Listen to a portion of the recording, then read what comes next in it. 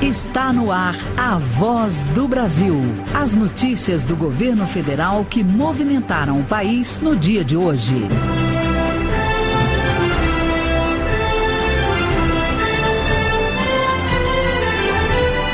Boa noite. Boa noite para você que nos acompanha em todo o país. Quinta-feira, 26 de janeiro de 2017. E vamos ao destaque do dia. Mais médicos já têm 99% de profissionais brasileiros. E o ministro da Saúde conversa ao vivo para explicar como o programa está ajudando a desafogar os hospitais pelo país. E você também vai ouvir na Voz do Brasil de hoje. Governo vai ajudar o estado do Rio de Janeiro a reequilibrar as contas. Acordo foi assinado agora há pouco no Palácio do Planalto. Luana Cari. O governo vai suspender pagamento de juros da dívida do Estado com a União, mas em troca o Rio de Janeiro vai tomar medidas para aumentar receitas e cortar despesas. Daqui a pouco eu volto com mais detalhes. Saldo negativo da Previdência chega a 150 bilhões de reais. Paulo La Sálvia. É por isso que o governo propôs uma reforma da Previdência que está em discussão no Congresso. E nós vamos responder dúvidas dos nossos ouvintes sobre a proposta que quer garantir as aposentadorias no futuro. Hoje, na apresentação da Voz do Brasil, Gláucia Gomes e Nazi Brum. E para assistir a gente ao vivo na internet, basta acessar www.voz.gov.br.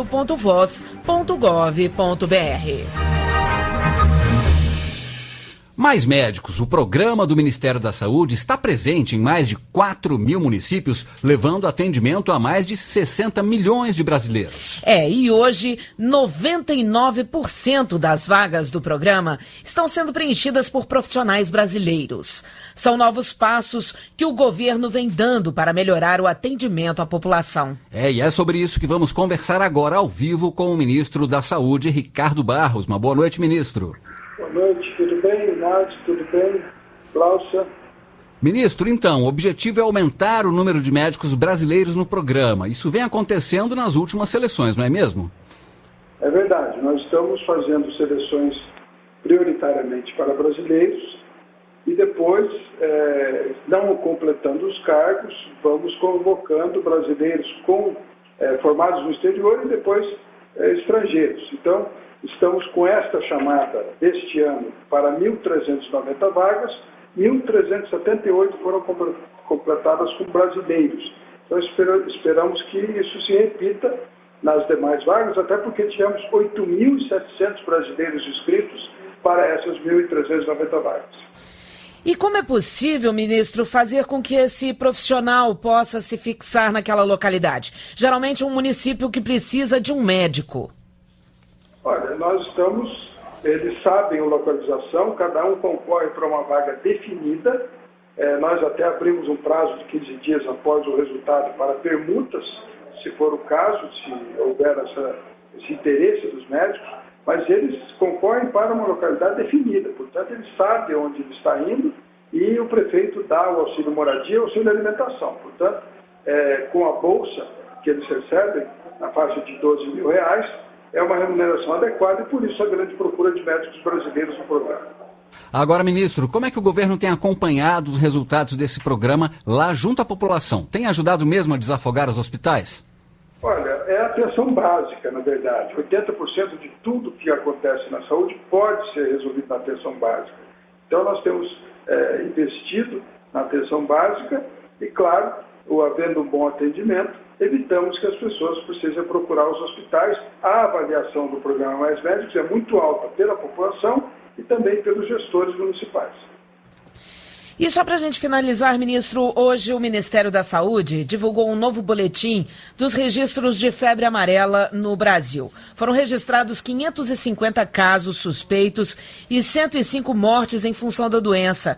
Mato Grosso do Sul e Goiás aparecem pela primeira vez na lista de estados com casos suspeitos da doença neste ano. Ontem nós falamos aqui na Voz do Brasil que o Ministério está reforçando os estoques de vacina com 11 milhões e meio de doses. Esse é o caminho, ministro, para conter essa doença? Sem dúvida. Precisamos vacinar a população que está na área de risco.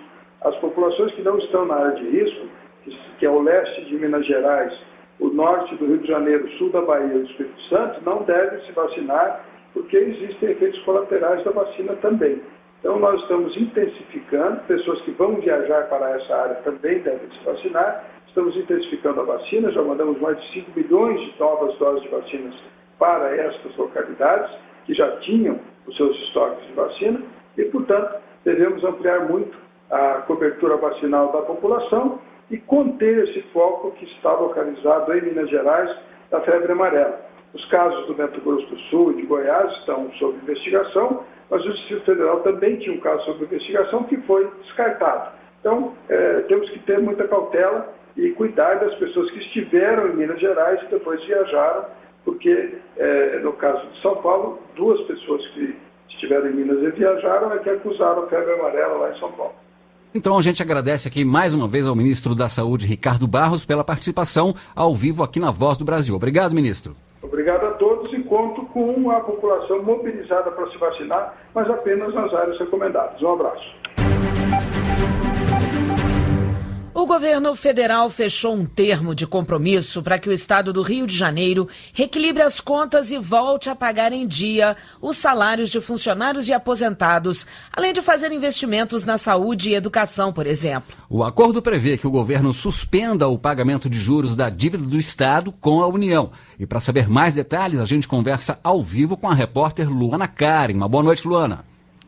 Boa noite, Darcy. Boa noite, Glaucia. Boa noite a todos os ouvintes da Voz do Brasil. O acordo prevê que o governo federal auxilie o Rio de Janeiro a reequilibrar as contas. Em troca desta ajuda, o Estado se compromete a tomar medidas para ter mais receitas e cortar despesas. O acordo tem validade por 3 anos. A previsão é que o Rio de Janeiro termine este ano com 26 bilhões de reais de déficit nas contas públicas. Para sanar esse saldo negativo, o plano de recuperação fiscal prevê o aumento das receitas estaduais em 1 bilhão e 200 milhões de reais em 2017. Os recursos virão do aumento da alíquota do ICMS, o Imposto sobre Circulação de Mercadorias e Prestação de Serviços, da criação de um fundo para que empresas que foram beneficiadas com incentivos fiscais para se instalarem no Rio de Janeiro contribuam com 10% do valor desses incentivos e um acordo também com a Petrobras. Outra parte do plano prevê o corte de 9 bilhões de reais nas despesas estaduais, por exemplo, com a redução do número de secretarias e autarquias e a criação de um plano de incentivo à demissão de servidores. Outra medida é que o Estado deixe de pagar juros da dívida com a União, o que deve gerar mais 6 bilhões e 200 milhões de reais. O governador do Rio de Janeiro, Luiz Fernando Pezão, afirmou que o plano de recuperação fiscal vai dar tranquilidade aos servidores que estão recebendo salários e aposentadorias com atraso e à população do Estado. Com essas medidas, a gente vai zerar o déficit, dar previsibilidade para os funcionários receberem em dia seus pagamentos e ter uma vida muito mais tranquila do que está tendo hoje. E a gente poder atender aos 16 milhões de cariocas e fluminenses. O plano também prevê mudanças na Previdência do Estado. A proposta é que se aumente a contribuição previdenciária de servidores estaduais de 11% para 14% e seja implementada uma cobrança adicional de 8% para os próximos 3 anos. Ao todo, as medidas vão adicionar cerca de 19 bilhões e 600 milhões de reais ao caixa do Estado. O restante do déficit de 26 bilhões virá de empréstimos que terão como garantias o valor obtido com a privatização da SEDAI, a Companhia Estadual de Águas e Esgoto do Rio de Janeiro, e a antecipação de recursos obtidos com os royalties do petróleo. Mas, para entrar em vigor, o acordo precisa ser aprovado tanto no Congresso Nacional quanto na Assembleia Legislativa do Rio de Janeiro. É o que explicou o ministro da Fazenda, Henrique Meirelles. A União vai tomar as medidas necessárias para a implementação desse acordo de recuperação fiscal do Rio de Janeiro, baseado na hipótese de que o Congresso Nacional aprove uma modificação da Lei da Responsabilidade Fiscal que viabilize tudo isso. E que o Estado do Rio, evidentemente, consiga as aprovações na Assembleia Legislativa. Pelo acordo, o governo federal se comprometeu a encaminhar ao Congresso Nacional um projeto de lei complementar com mudanças na Lei de Responsabilidade Fiscal. A medida vai tornar possível o socorro não só ao Rio de Janeiro, mas também a outros estados que estão em situação semelhante. Ao vivo, Luana Karen. O Brasil é o primeiro exportador e o segundo maior produtor de soja do mundo. E a abertura nacional da colheita da safra 2016-2017 foi feita hoje em Ponta Porã, Mato Grosso do Sul. O ministro interino da Agricultura, Pecuária e Abastecimento, Elmar Novak, participou do evento e falou da importância do setor para a economia brasileira. O ministro afirmou que o governo tem recebido e analisado todas as demandas do setor e citou os principais objetivos do ministério para desenvolver a produção no país. Toda vez que se libera crédito, novos postos de emprego são gerados, aquece a economia do país, existe um ganho direto e indireto para a nação brasileira e é isso que nós queremos. 2 patamares nós estamos trabalhando, é desburocratizar, simplificar os procedimentos do Ministério da Agricultura e garantir crédito abundante a juros baixos.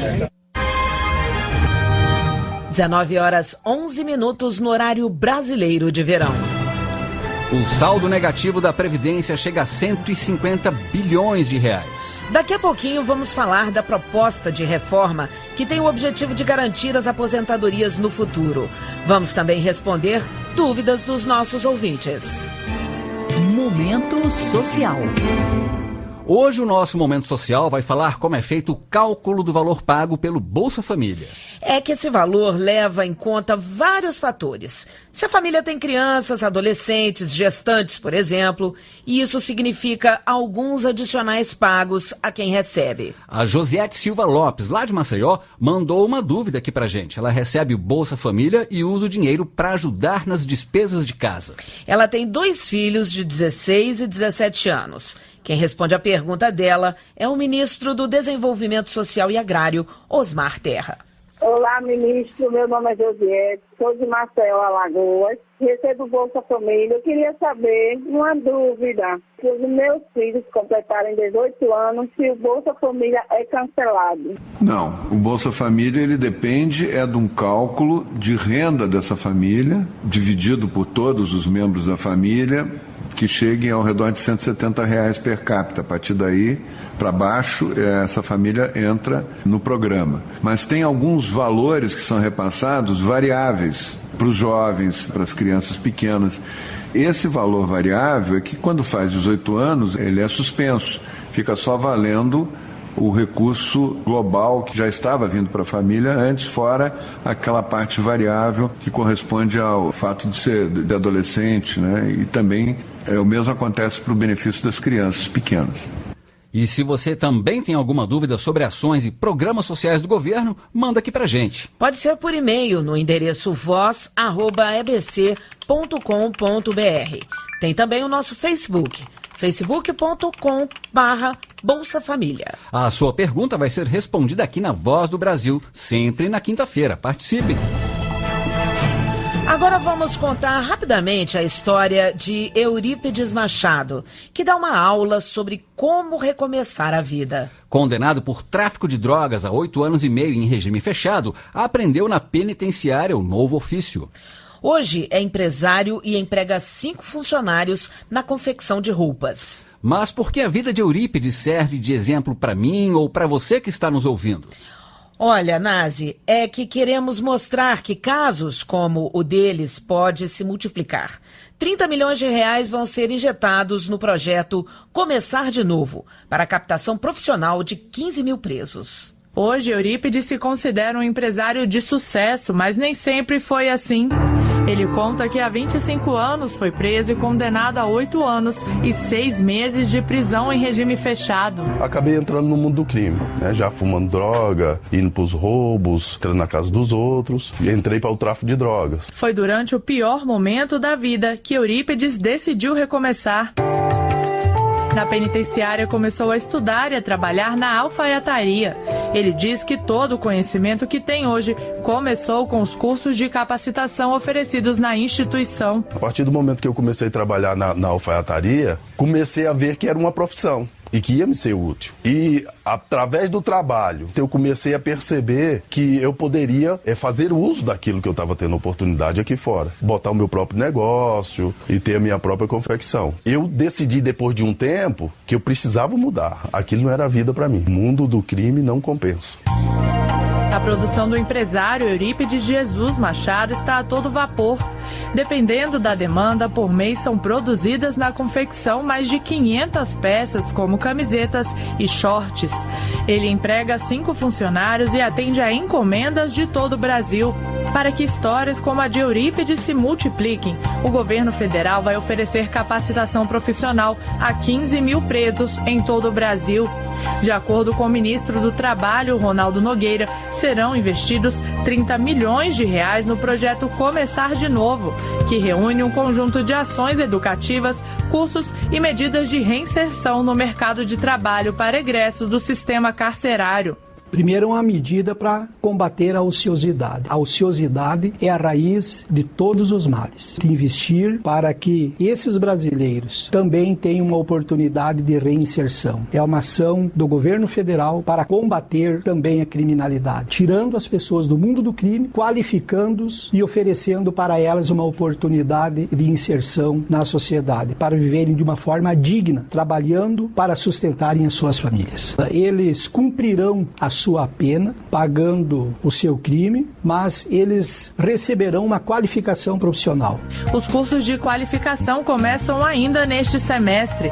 O projeto Começar de Novo é uma parceria do Ministério do Trabalho com o Supremo Tribunal Federal por meio do Conselho Nacional de Justiça. Reportagem Gabriela Noronha.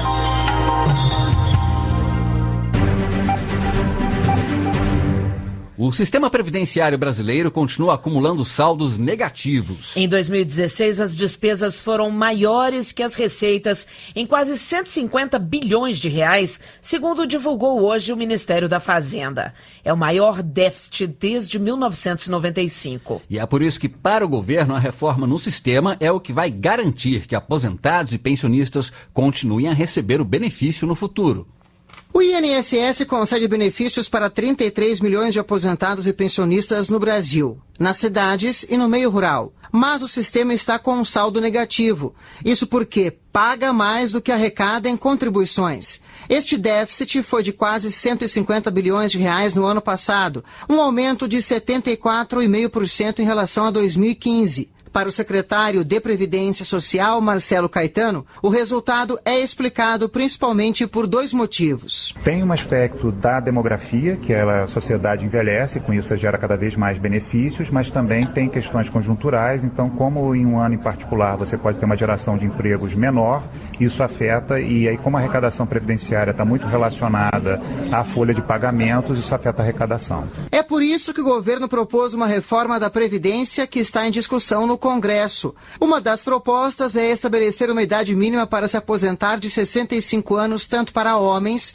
quanto mulheres. Com isso, o governo ganharia fôlego no sistema, que está pressionado por um cenário de envelhecimento da sociedade combinado com a diminuição da população em idade de trabalhar. O IBGE revela que em 2050, cerca de 30% da população brasileira será de idosos. Para o secretário Marcelo Caetano, a meta com a reforma é garantir os direitos no futuro. A intenção da proposta de emenda constitucional encaminhada é ter uma relação da despesa previdenciária razoavelmente estável. Então é justamente para poder dar estabilidade na Previdência e com isso garantir o pagamento dos benefícios lá na frente. A estimativa do governo é que a reforma da Previdência estabiliza a despesa com o pagamento de benefícios em cerca de 8% do Produto Interno Bruto, o conjunto de bens e serviços produzidos pelo país num ano. Reportagem Paulo La Sálvia. Você na Voz do Brasil. E já que o assunto é reforma da Previdência, hoje vamos responder a perguntas dos nossos ouvintes que têm dúvidas sobre a proposta que está no Congresso Nacional. A nossa repórter Natália Kozlik ouviu as perguntas e vai explicar direitinho o que prevê o projeto do governo. Uma boa noite, Natália. Boa noite ao pessoal do estúdio e aos nossos ouvintes. Quem começa perguntando hoje é Adonias, lá de Guarulhos, em São Paulo. Meu nome é Adonias, tenho 48 anos, trabalhei 28 anos já, contribuí com 28 anos já. Eu quero saber se vai refletir alguma coisa, que eu trabalho em 2 empresas, se isso também ajuda alguma coisa na aposentadoria ou não. Adonias, a questão é o valor da contribuição e não o tempo. Quem responde é o secretário de Políticas de Previdência Social, Benedito Brunca. Pessoa que trabalha 1 ano em uma empresa ou 1 ano em 2 empresas, o ano continua sendo 1 ano. Então, o que modifica é a soma dos salários de contribuição, porque isso sim é considerado na hora do cálculo. Se ele ganha R$1.000 em cada emprego, na hora do cálculo será levado em consideração os R$2.000 resultantes da soma dos 2 vínculos. A próxima pergunta é da Sônia Silva, lá de Minas Gerais. Ela não gravou o áudio, mas explicou a dúvida pra gente. Sônia é faxineira, contribui há 18 anos com a Previdência e é pensionista. Ela quer saber se o fato de receber pensão invalida o recebimento da aposentadoria. E quem explica é o secretário Benedito Brunca. Se ela receber a aposentadoria depois da aprovação da emenda constitucional, ela vai ter que fazer a opção pelo benefício mais vantajoso. Se ela receber atualmente a aposentadoria e a pensão, serão respeitados os direitos adquiridos, seja em relação à acumulação, seja em relação às situações já constituídas de quem já está aposentado. E o Valmor Morales de Melo conta que já tem o tempo de serviço necessário para se aposentar, mas não está conseguindo comprovar 2 anos de trabalho entre 1973 e 1975.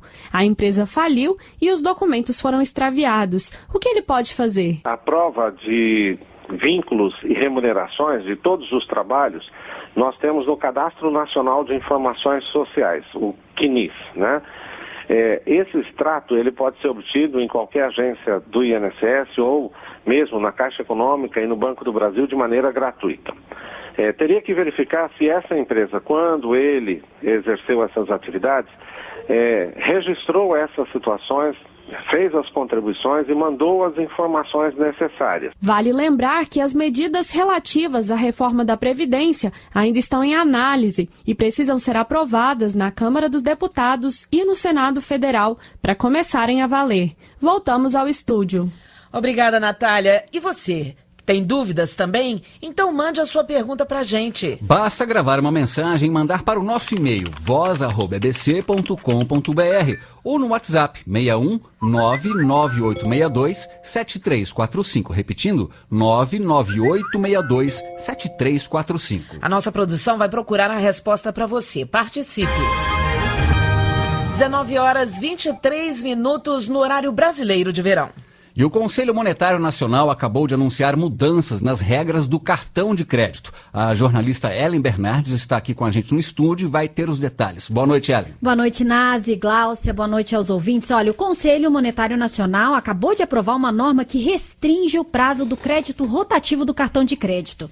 É isso mesmo. Segundo a norma, o rotativo ele só vai poder ser usado até o vencimento da fatura seguinte do cliente. Então, se na data do vencimento dessa fatura o cliente não tiver feito o pagamento total do valor, o restante vai ter que ser parcelado. Segundo o Banco Central, esse parcelamento vai ter que ser financiado em condições mais vantajosas ou liquidado imediatamente pelo cliente. O Banco Central informou que a medida tem o objetivo de tornar o uso do cartão de crédito mais barato e também, atenção, de reduzir a taxa de juros desse cartão. Para você ter uma ideia, os juros do rotativo fecharam o mês de dezembro do ano passado em 484% ao ano. Bom lembrar também que a decisão de incentivar essa redução dos juros do cartão foi anunciada pelo presidente Michel Temer no final do ano passado. Gláucia. Obrigada, Ellen, pelas informações ao vivo com a gente aqui na Voz do Brasil. E atenção, estudantes, o prazo para inscrição para o Sistema de Seleção Unificado SISU foi prorrogado em 48 horas. Agora ele vai até o próximo domingo, dia 29. O resultado está mantido para segunda-feira, dia 30. De acordo com o Ministério da Educação, a prorrogação foi por causa de problemas no acesso ao sistema nos primeiros dias de inscrições. Até às 6 da tarde de hoje, o SISU já havia recebido mais de 4.030.000 inscrições. Lembrando que cada candidato pode escolher até 2 opções de curso.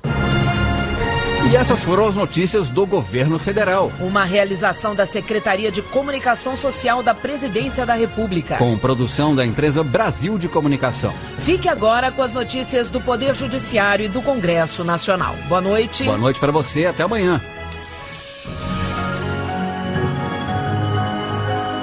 Brasil, ordem e progresso.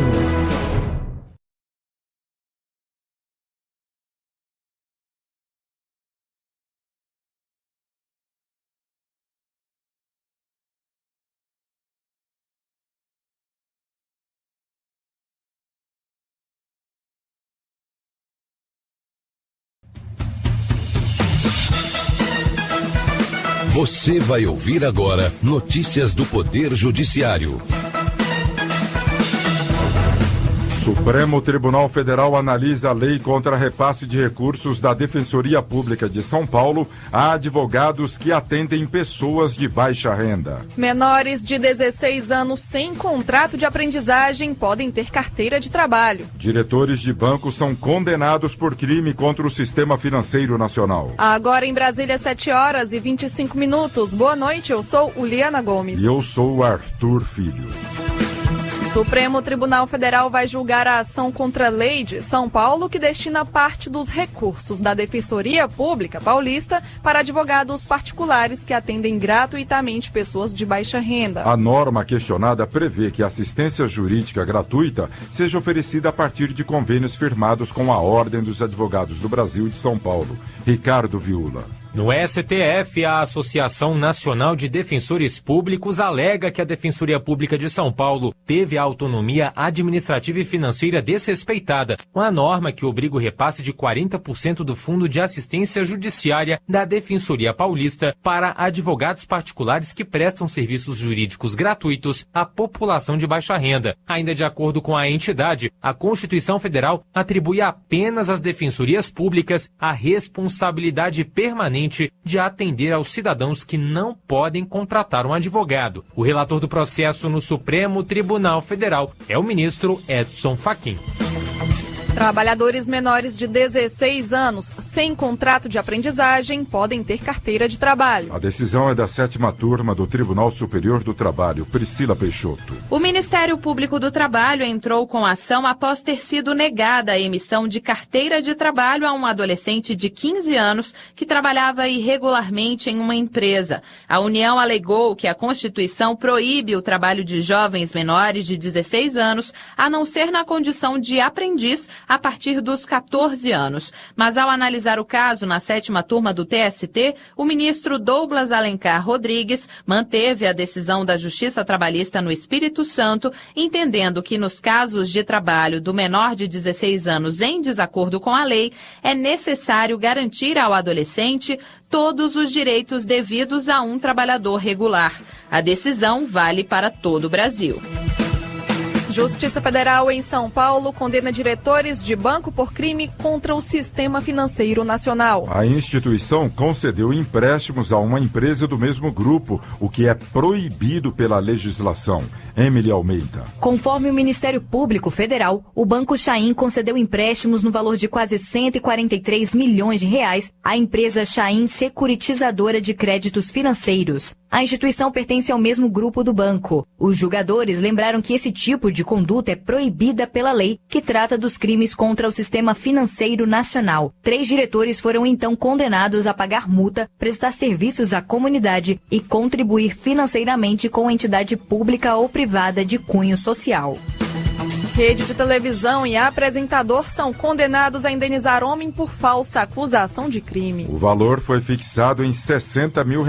Carlos Ribeiro. Segundo o processo, uma reportagem acusou o homem de cometer estupro de vulnerável. Foi divulgada imagem, nome e placa do veículo dele. O julgador do caso em São Paulo considerou que a liberdade de imprensa não é absoluta e entendeu que a acusação de crime em matéria de TV tem grande repercussão, trazendo transtornos e aborrecimentos para os envolvidos.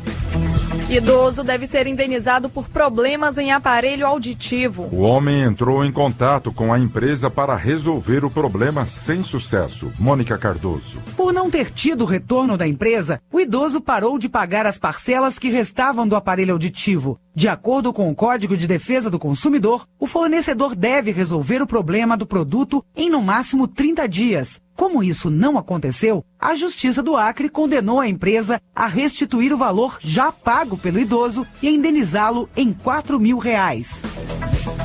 Servidora pública de Minas Gerais que tirou licença remunerada durante candidatura falsa nas eleições é condenada a restituir os cofres públicos. Essa licença é concedida por lei aos servidores que concorrem em disputas eleitorais. Mas, segundo o Ministério Público, a mulher se candidatou a vereadora apenas para ter direito à remuneração, sem realizar nenhum ato de campanha.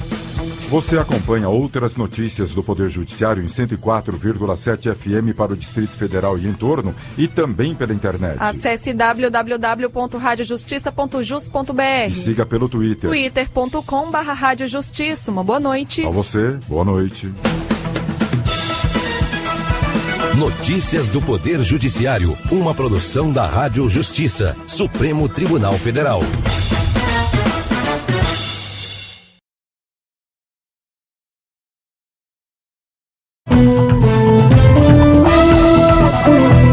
Está no ar, o Jornal do Senado.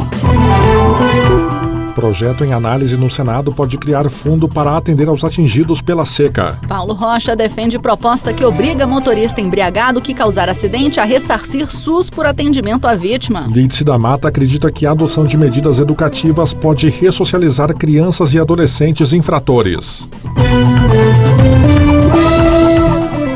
Estes são os destaques de hoje do Jornal do Senado, que começa agora.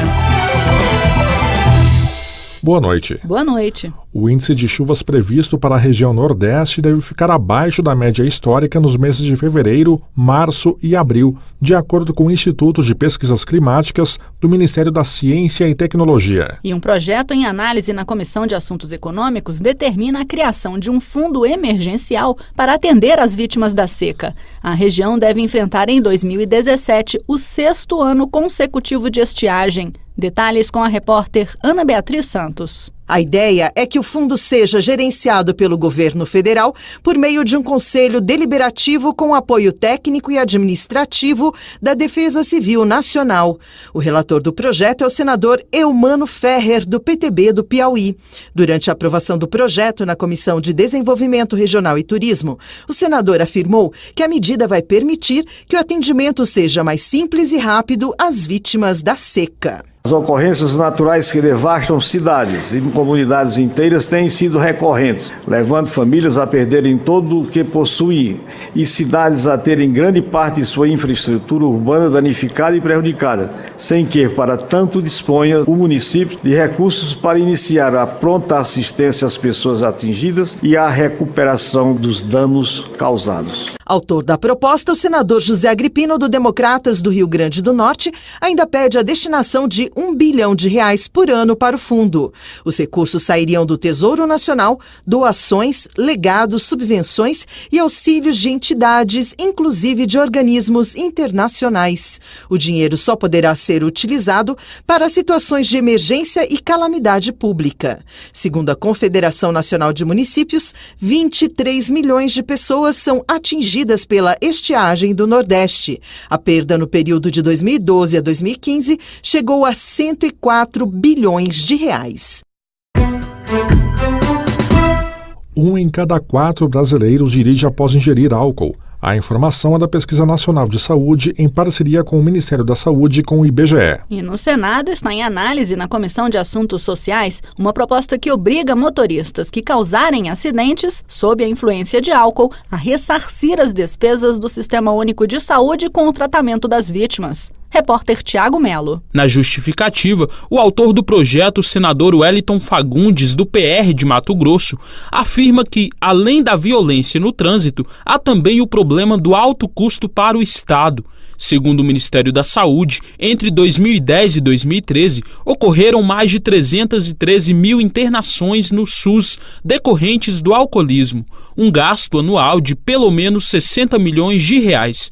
Para o relator do projeto na Comissão de Assuntos Sociais, o senador Paulo Rocha, do PT do Pará, a iniciativa representa um processo educativo. Então, acho que a combinação da multa no bolso do cara para pagar as despesas e, ao mesmo tempo, a multa da infração no trânsito, isso pode reverter a esta irresponsabilidade à medida que o infrator pode pensar duas vezes depois quando for dirigir de novo no estado que ele foi multado ou condenado. Depois de ser analisada pela CAS, a proposta também será examinada pela Comissão de Constituição, Justiça e Cidadania em decisão terminativa.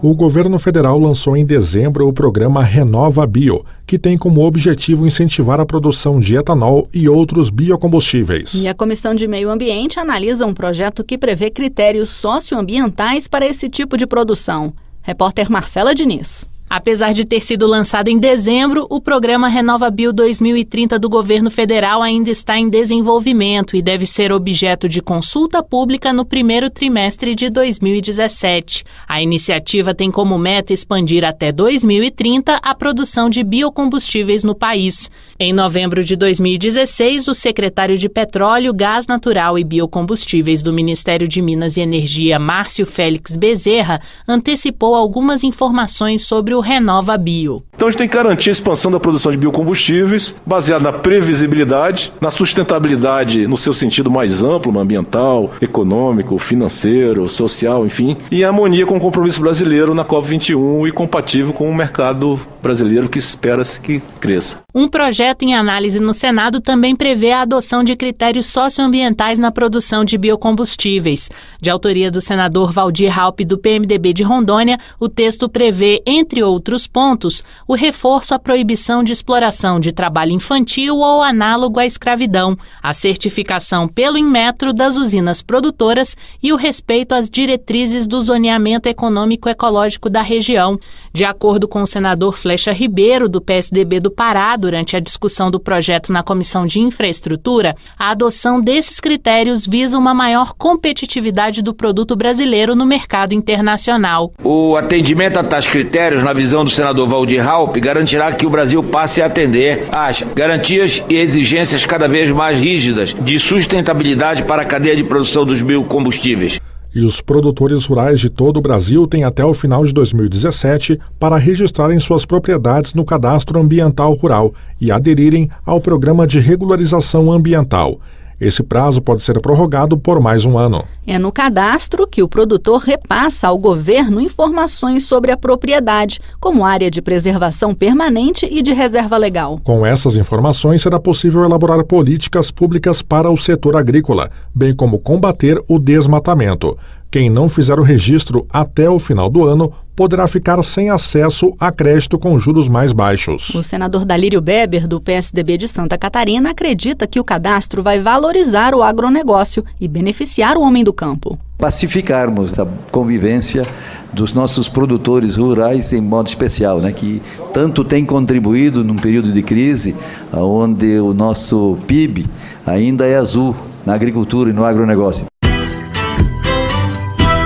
A lei que regulamenta a execução de medidas socioeducativas destinadas a adolescentes que praticam infrações completou 5 anos. A senadora Lídice da Mata lembra que o objetivo da criação do Sistema Nacional de Atendimento Socioeducativo, o SINASE, foi estimular a ressocialização e dar uma nova chance a esses brasileiros. Repórter Gustavo Azevedo. Superlotação, raras oportunidades de formação e espaços insalubres são problemas recorrentes nos locais de internação destinados a adolescentes e jovens que cumprem medidas socioeducativas no Brasil.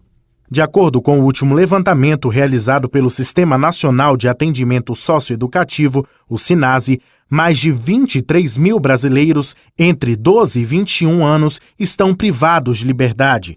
O órgão foi criado há exatos 5 anos pela Lei 12.594, com o objetivo de permitir a execução de medidas socioeducativas para os adolescentes que praticarem atos infracionais.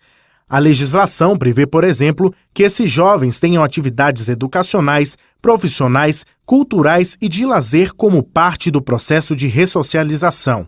Durante a análise no Senado, a proposta foi debatida em diversas comissões. Relatora na Comissão de Direitos Humanos à época, a senadora Lídice da Mata, do PSB da Bahia, lembra que o foco foi impedir que o que deveria ser educativo se tornasse punitivo. Compreendi que era extremamente necessário que nós pudéssemos ter medidas que pudessem recuperar, ressocializar, dar novas chances a essas crianças, a esses adolescentes, lhe garantindo que o cumprimento de suas penas tivesse esse caráter majoritário vinculado a um caráter educativo. A ideia do governo federal, ao criar o SINASE, foi facilitar a articulação entre os governos estaduais e municipais, judiciário e órgãos setoriais para que as medidas respeitassem os direitos humanos e tivessem caráter educativo. De acordo com o Estatuto da Criança e do Adolescente, o cumprimento de medidas socioeducativas de restrição de liberdade pode ser feito por até 3 anos consecutivos.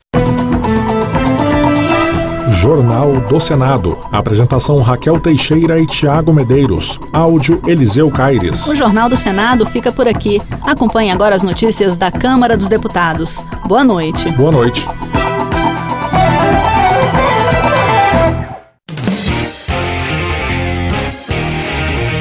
Jornal Câmara dos Deputados. Deputados querem priorizar debates sobre a reforma da Previdência. Plenário pode votar neste ano a regulamentação dos jogos de azar. Parlamentares citam medidas para desenvolver o setor de educação. Boa noite. Várias propostas para a educação estão em análise na Câmara dos Deputados. Entre elas está a que amplia a jornada escolar na rede pública.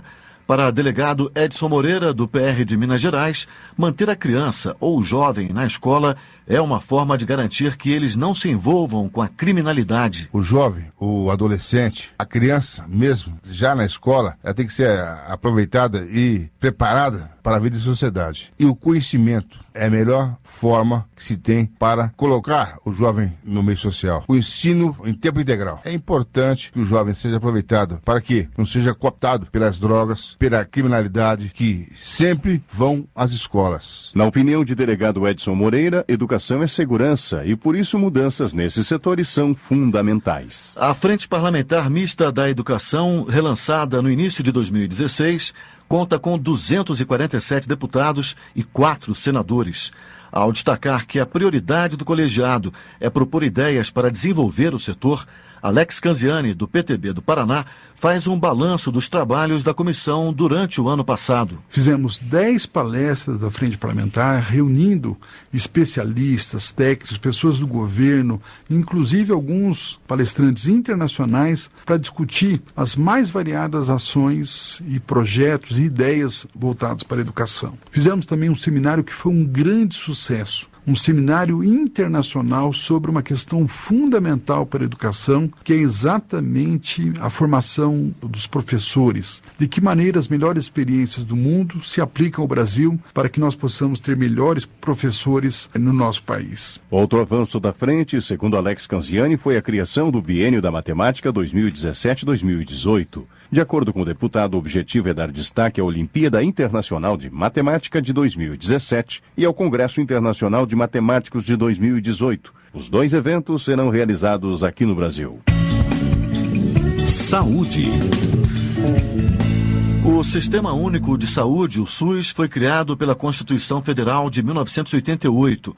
Rômulo Gouveia, do PSD da Paraíba, acredita que o modelo vigente deve passar por reformulações, com o objetivo de atualizar os custos e garantir o bom atendimento à população. Os procedimentos, os valores ainda são da época da criação do SUS, de mais de 25 anos, e hoje há uma falência muito grande do sistema de saúde. Temos que aumentar o valor dos procedimentos para que possa realmente atender, porque até mesmo algumas redes hospitalares descredenciando do SUS, então tem unidades hospitais que já não atendem mais o Sistema Único de Saúde.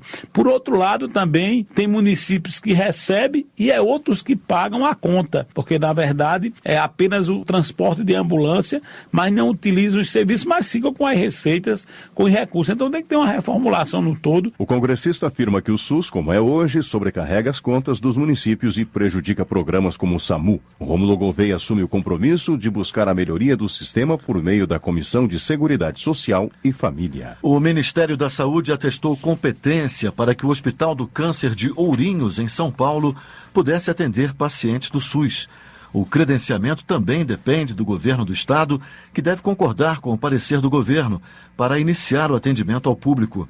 Ao comemorar a ação, Capitão Augusto, do PR, diz que espera o credenciamento o mais rápido possível. Para nós é uma questão de prioridade em nosso mandato. A questão da saúde é um dos principais problemas do Brasil. Esta questão da oncologia, para nós, é um tema principal para a nossa região, que tem mais de 5 mil portadores dessa doença e vai estar atendendo toda uma região de aproximadamente 30 municípios. Então nós estaremos empenhados para agora, já no primeiro semestre de 2017, assine esse convênio, credenciando o Hospital de Oncologia de Ourinhos junto à Rede SUS de Tratamento. Capitão Augusto salienta que os moradores de Ourinhos e de cidades próximas precisam se deslocar até 300 quilômetros para um atendimento oncológico. Com o credenciamento, o hospital vai prestar atendimento em quimioterapia, radioterapia e cirurgias. Desenvolvimento Regional. A partir de emenda parlamentar ao orçamento, o INCRA do Amazonas receberá 16 milhões de reais em 2017. Segundo Paulderney Avelino, do Democratas, os recursos serão investidos em projetos no interior do estado. O INCRA vai agir, seja para promover o desenvolvimento econômico do interior do Amazonas, abrindo estradas vicinais, fazendo com que equipes de pessoas especializadas de prefeituras, com patrulhas de máquinas próprias para fazer esse trabalho, sejam adquiridas, para que nós possamos fazer plantio da mandioca, do milho, para que possamos fazer o plantio de outras culturas e também, e sobretudo, a criação do peixe. Paulderney Avelino avalia que o investimento é fundamental para os municípios do interior do Amazonas recuperarem perdas de anos anteriores. Ele salienta que os recursos ajudarão as prefeituras no combate ao desemprego, à fome e na movimentação da economia, além de contribuir para a preservação da floresta. Ao elogiar o programa Novo Chico do governo federal, que prevê a revitalização do Rio São Francisco, Raquel Muniz, do PSD, lembra que os impactos da seca são sentidos também no norte de Minas Gerais. Ela cita emendas de sua autoria que buscam reduzir o impacto da estiagem. Entre elas, a que destina recursos para a compra de equipamentos que vão auxiliar no abastecimento de água das comunidades. A crise hídrica tem sido um problema não só na minha região, no norte de Minas, no nordeste brasileiro, mas chegou também até São Paulo. Então nós temos que fazer a nossa parte. E aí, a Codevasf tem dado essa resposta para a gente. Sou a campeã de emendas na Codevasf lá no norte de Minas Gerais. Vários municípios do norte de Minas, a minha cidade, Montes Claros, várias prefeituras receberam as nossas emendas que foram liberadas.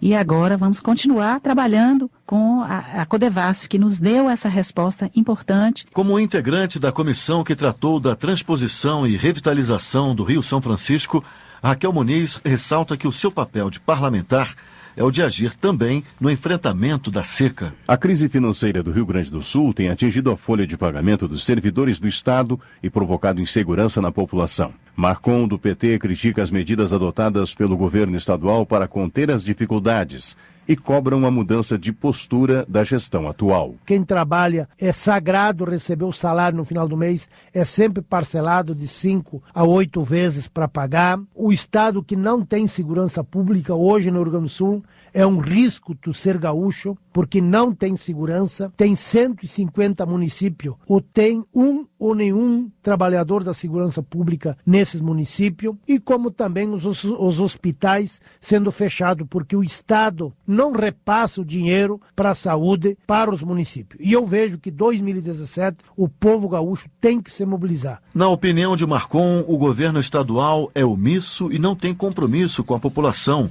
Ele também reclama dos aumentos no preço da gasolina e da energia elétrica. De acordo com o parlamentar, o Rio Grande do Sul é um dos estados brasileiros onde o combustível é mais caro. Economia. Um dos projetos que será analisado pelo plenário da Câmara em 2017 é o que legaliza e regulamenta os jogos de azar no Brasil, inclusive o funcionamento de máquinas de vídeo bingo, caça-níqueis, apostas e jogos online, as atividades de cassinos, jogo do bicho e bingos. Ouça mais detalhes na reportagem. Aprovado em comissão especial em agosto, o texto anistia todos os acusados da prática de exploração ilegal de jogos de azar e extingue os processos judiciais em tramitação. O texto também permite que as loterias estaduais em vigor sejam mantidas, enquanto não for criado órgão regulador específico. O deputado Luiz Carlos Rauli, do PSDB do Paraná, é um dos parlamentares contrários ao texto. Para ele, os jogos representam uma ameaça à economia familiar. É uma medida que, ao contrário do que defendem, destrói a família, corrói as riquezas e o patrimônio do trabalhador e facilita a prática de crimes contra o fisco. Cassinos e jogos de azar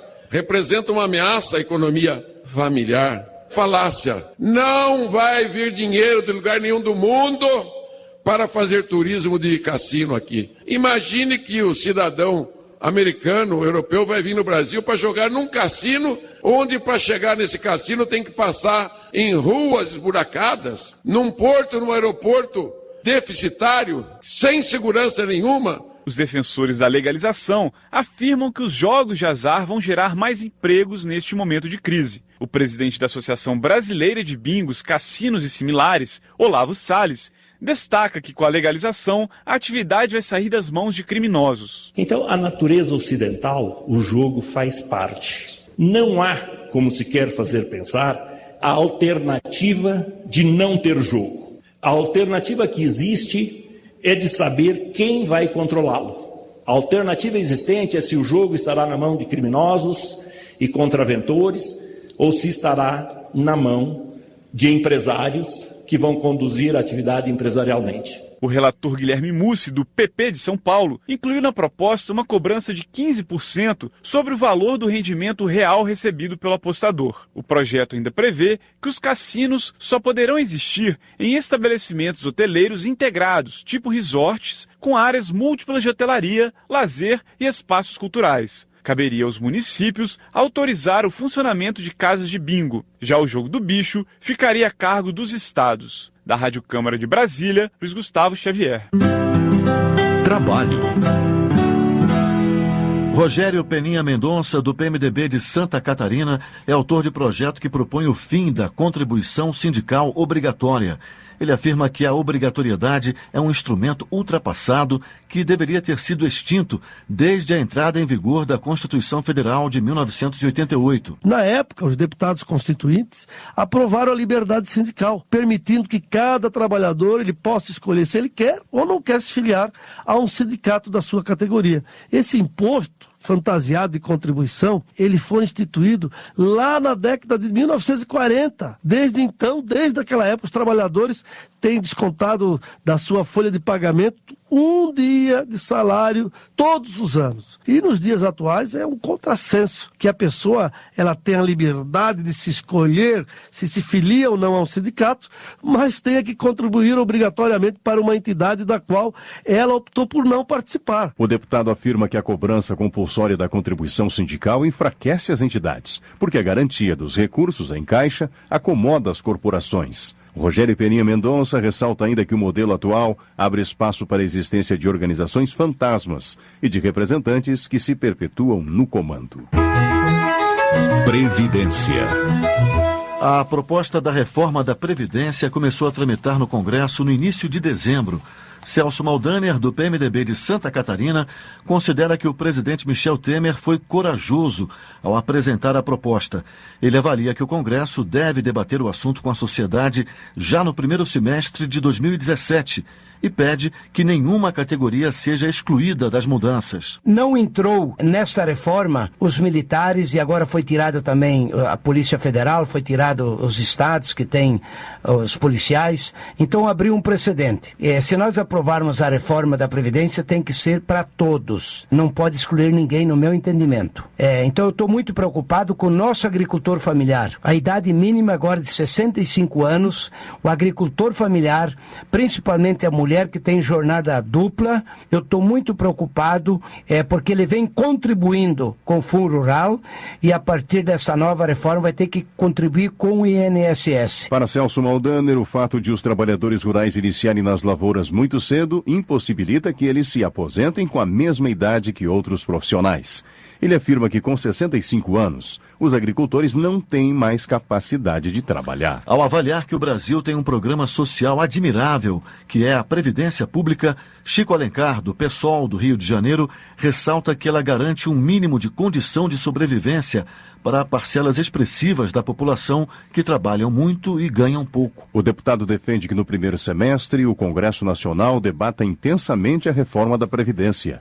Para Chico Alencar, é preciso reduzir os danos em relação à proposta original. Vários estudos de economistas já mostram que essa reforma ou contra-reforma vai atingir, sobretudo, os mais pobres, que já não têm grandes benefícios. A grande maioria fica nos níveis do salário mínimo e serão fortemente prejudicados. A reação é grande e compete ao Congresso Nacional realizar audiências públicas, inclusive nos estados, debater com cada segmento atingido, para que a gente produza pelo menos uma redução de danos em relação à proposta perversa, eu diria, que o Executivo mandou para cá. Política. Apesar de considerar as reformas da Previdência e tributária importantes, Benito Gama, do PTB da Bahia, acredita que a reforma política é a mais urgente. Para ele, o sistema político atual precisa de regras que tornem o processo eleitoral mais transparente. Um bom quadro político organizado, boas eleições organizadas, decentes e limpas, é fundamental para que, a partir daí, nós possamos organizar todas as reformas. A da Previdência, da tributária, enfim, tudo que o Brasil precisa. E todas as reformas são necessárias, mas eu penso que a reforma política agora é fundamental nesse processo. Que a partir da reforma política, eleições limpas, bem organizadas, bem fiscalizadas, nós possamos realmente fazer todas as outras necessárias. Benito Gama defende ainda uma reforma que altere a organização do Estado. Ele ressalta que o fortalecimento de setores estruturantes é essencial para que outras reformulações sejam possíveis. Consumidor. Em 2016, a Comissão de Defesa do Consumidor foi presidida por Marco Tebaldi, do PSDB de Santa Catarina. Ele se diz honrado por coordenar um colegiado que interfere diretamente no cotidiano dos brasileiros. O deputado destaca que muitas matérias de interesse da população foram apreciadas e aprovadas. Melhoramos a legislação em muitas áreas, incluindo a fidelização nos contratos de telefonia, que é um problema muito sério, as informações de serviços de produção de crédito e também a relação entre seguradoras de veículos e clientes. Também discutimos, e agora recentemente, o superendividamento, que é um problema muito sério. 57,5% das famílias hoje estão superendividadas. Nós temos um projeto também na casa que deve ser aprovado em breve sobre essa questão também para regulamentar, informar, educar, preparar as famílias para não entrarem nisso. Marco Tebaldi também ressalta a discussão em torno do endividamento do cartão de crédito e o debate sobre os altos juros pagos pelos consumidores, além da realização de audiências públicas com especialistas e representantes da sociedade. Esporte. Tramita na Câmara projeto que determina que empresas públicas federais, ao patrocinarem clubes de futebol, destinem pelo menos 5% do valor do patrocínio para o futebol feminino. Autor da matéria, José Stedley, do PSB do Rio Grande do Sul, avalia que o valor pode transformar o esporte. Com apenas 5%, e veja que é insignificante o valor, nós poderíamos ter um grande campeonato nacional de futebol feminino, nós poderíamos ter campeonatos estaduais e até campeonatos regionais. O valor é suficiente para isso. Basta que as empresas nacionais como Petrobras, Correio, Banco do Brasil, Caixa Econômica Pública Federal, ao patrocinar um grande clube, tirar 5% desses recursos e patrocinar, investir no futebol feminino. Nós teríamos milhares de clubes com camisetas divulgando a Petrobras, Banco do Brasil, teria um retorno talvez até maior do que os 95% investido no futebol masculino. Ao registrar que o futebol feminino é o segundo esporte com o maior número de atletas em atividade no Brasil, José Stedley aponta ser necessário um apoio maior do governo. A proposta está na Comissão de Constituição e Justiça da Câmara. Caso aprovada, segue direto para o Senado. Segurança Pública. Ao fazer um balanço dos trabalhos da Comissão de Segurança Pública, Alexandre Baldi, do PTN goiano, considera que 2016 foi um ano produtivo. Entre os projetos discutidos no colegiado, o deputado destaca o que trata do auxílio reclusão. O fim do auxílio reclusão por parte do sistema penitenciário, para que também os presidiários pudessem pagar pelos seus custeios, pelas suas despesas que eles oferecem hoje ao Estado, para que nós possamos ter não só as penas, mas também que eles tenham consciência que o custo que eles geram ao Estado, obviamente eles terão que arcarem com estes. Outro tema levantado por Alexandre Baldi é o projeto que facilita a importação de armas de fogo às forças de segurança pública. Segundo o deputado, as fábricas nacionais praticam um cartel no mercado, dificultando a compra e a modernização do armamento. Termina aqui o jornal Câmara dos Deputados. Uma boa noite para você. Grato pela sua audiência. Boa noite. A Voz do Brasil volta amanhã.